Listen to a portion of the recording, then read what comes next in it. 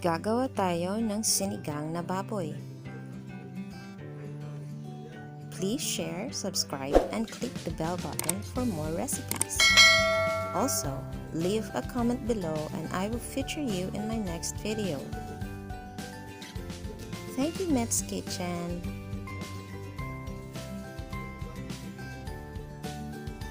Napakasimpleng gawin ang sinigang na baboy ko. Pero napakasarap nito. Umpisahan natin. Para sa mga ingredients, kailangan natin gulay na pang sinigang, kangkong, talong, sitaw, espadang, sili, okra, raddish, sinigang mix, 1/2 to 3/4 kilo pork belly, 1 tablespoon salt, at 4 cups of water. Una, separate natin yung mga gulay na madaling maluto at hindi madaling maluto.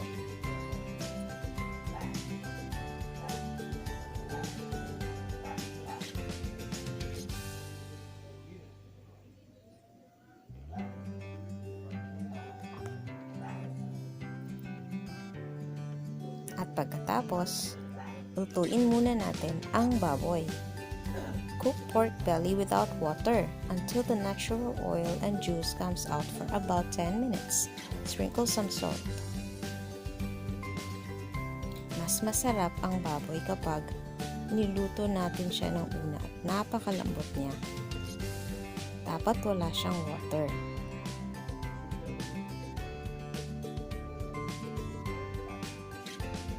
Once the pork is cooked, pour 4 cups of water.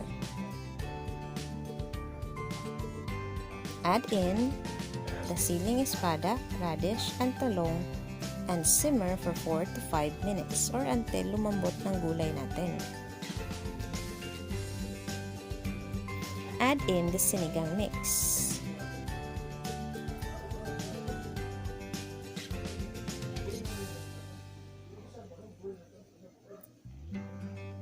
Add the okra and sitaw and simmer for 2 minutes.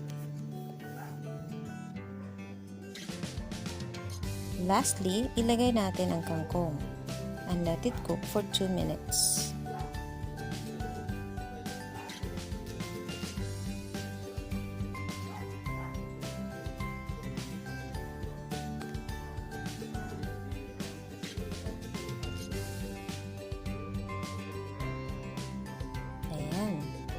At tapos na ang ating sinigang na baboy.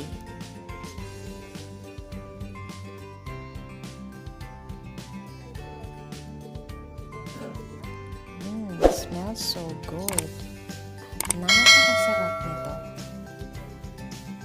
Ito ang isa sa pinaka-paborito kong luto.